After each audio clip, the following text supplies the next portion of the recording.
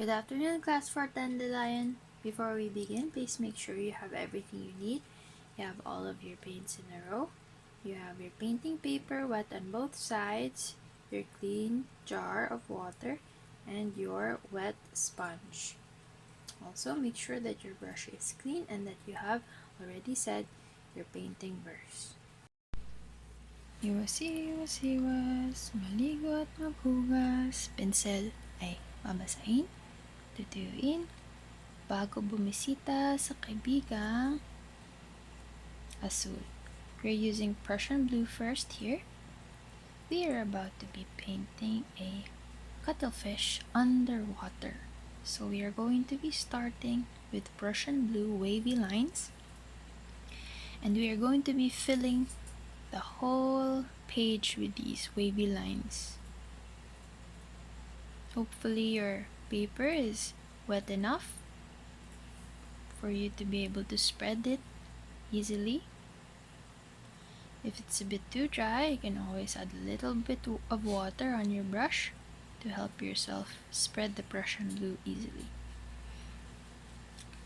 The lines can overlap with each other, and in fact when you do this, it looks more like water. So at first I'm staying in the middle, but later on we will fix the edges so that the whole space is filled in. You can pick up more. Don't overload too much with paint, but you can dip it twice or so. And make sure that the boldest first stroke can be spread all around your paper like this. So I'm taking from the first stroke to spread and place into the rest of the space. Now as you can see, I didn't dip into more paint, I dipped into water, and then that allowed me to spread the paint even more. If you notice that on your paper there's a spot that's super dark compared to the rest, you can take from that part. Wet your brush and then paint over that part, the dark part, and then you can use that same paint to paint the rest of the paper so that it looks quite even. Now I'm painting it here, some just rough strokes just to cover up the edges, but after you do that, try to soften it again with waves. So basically we're just filling the whole paper with waves.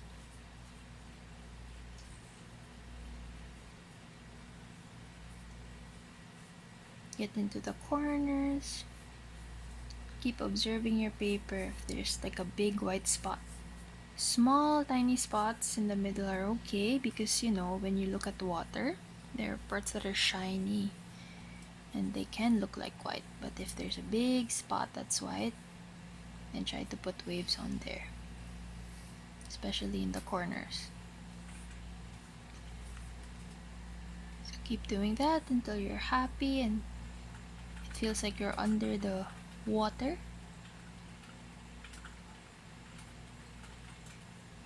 And then you can clean your brush and you'll see that the water turns into this lovely blue color.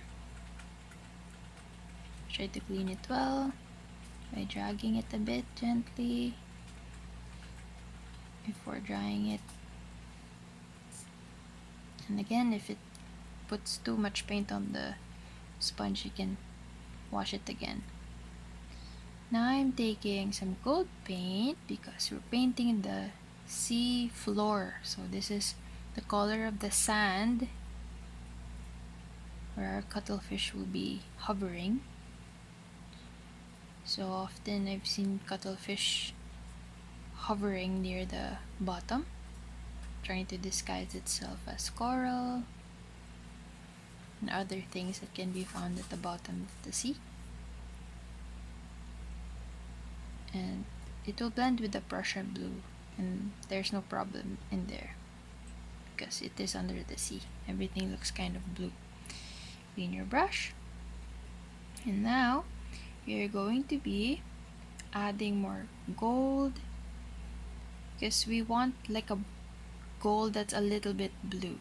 If your seabed looks very green, then you might want to add more gold so that it stands out a bit. It should be a bluish gold. Then clean your brush very well. And then we are going to go into a different yellow this time. And you'll see how differently it will go. I tried to narrow the tip by using the mouth of the jar. Now I'm putting lemon yellow into the painting, and as you can see, it gives us a very bright green. So you might want to, after making wavy lines that go up, to also drag them back down so that the blue goes down into the yellow part. And it will look like you have these fronds, these seaweed that's from the, they really can grow very, very tall like this. So I clean my brush first because of course the paint on it was already green, it already blended with the blue. So I cleaned it before going back into the yellow to not contaminate the yellow jar. And then I'm making another group here, another cluster here on the left side. So now we have our basic frame for our cuttlefish, so it can hide a little bit. And we're cleaning our brush. And with our clean brush that we dried, we're going to try and position where our cuttlefish will be. So we're doing this so that the color that we'll put on top won't blend too much with blue, just a little bit.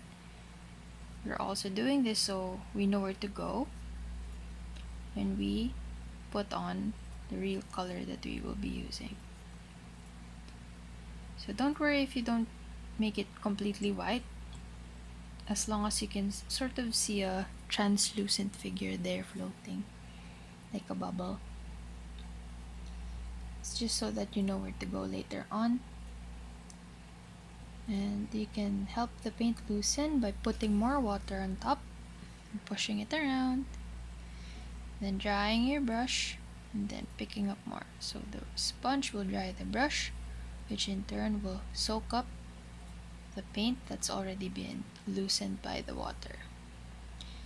Now we are going to be placing the front tentacles here.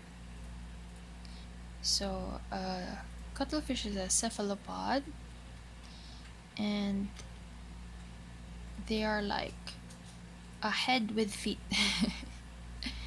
These are the feet part, and its whole body is like a big head, and it has senses all around it. It has a very strong sense of touch and sight, and it can disguise itself by imitating its surroundings, right? So we are going to now fill in this shape that we've made. I'm sure you're very familiar already with this shape. Now we are going to be filling it in with vermilion, starting with the bottom skirt, and then the part where it flares out here. And then we're putting in these ink sacs. So we're coloring it not by dragging our brush on the paper, but rather making these dots. This is how a cuttlefish disguises itself and changes colors. These ink sacs open and close. So just concentrate them a bit more near the edges to make a nice gradient effect. And also put the edges around the eyes here. So I'm taking more the paint that's very concentrated in the middle, and I'm trying to position the eyes, which looked like a W, but it ended up not being very visible, so later on we'll go back there. But you can use this to know where to put it later. And then I'm placing some of that vermilion red into the tentacles, very gently like this. Cleaning my brush again, drying,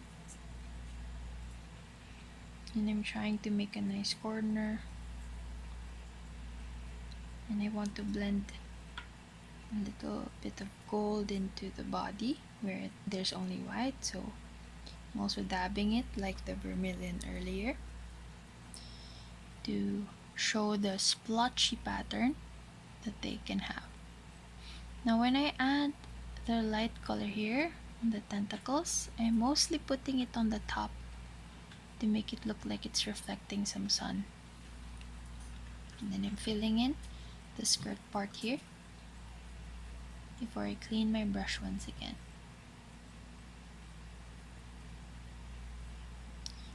And I tried to make a corner again, so you saw how I make the brush pointy. I just use the sponge and push it together gently. And now I'm trying to put back the eyes that look like a W, but it's spreading a bit too thin. Like the ultramarine blue was not dark enough, so I'm going to be trying a Prussian blue. So I'm going to be trying to use my sponge, and I'm squeezing it just like we did before. When it's dry, you can use it to pick up paint. So because it was too wet on the eye, I couldn't define the eyes. So what I'm trying to do here is I'm folding the sponge to make a curved line so that I can pick up two curved lines to make a W shape. I'm trying to do that again. So you can experiment with folding your sponge. So let's try this fold. So I'm stamping it and letting it absorb the water and paint. Now, hopefully, because the paper is more dry, the paint should stick or stand out when I place it. So I used Prussian blue this time, so it's a bit darker, and it showed up. So I'm washing my brush. Now every time you put a lot of paint on your sponge, remember that right after you finish, you have to soak it so that it doesn't stain. So here I tried to shape the eyes, but it kind of erased it, so I'm showing you all of the process that I go through so that you can also know that if it doesn't turn out the way you wanted it or imagined it to be, you can always adjust. Now I'm placing some circles of just water, and right now it's invisible, but remember, when you put water onto the dry paint, it activates it again, meaning it can be picked up again. So I'm just placing bubbles all around. Under the sea, when creatures move very fast, sometimes they release bubbles. Now I'm going to use a sponge again to pick up the water from those bubbles. So now I'm just putting my finger inside and then dabbing. And because it's a dry sponge, it picks up the water, and as you can see, the bubbles become visible now. So try to experiment with this and make some bubbles. Again, the steps I took were to wet the paper, make circles with water with my brush, and then using the dry sponge, I'm picking up the water in the circles, and it creates these nice bubbles. Sometimes you can even go directly and just pick up paint if it's still wet, like this.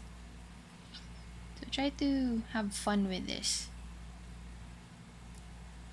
and you can learn as you go. Now I'm putting it directly into the water and trying to wash because I don't want the paint to dry too long and stain the sponge. So it looks like this right now, and later on I will be soaking it completely. I hope you do the same. I hope you enjoyed this work. I'll see you again next time.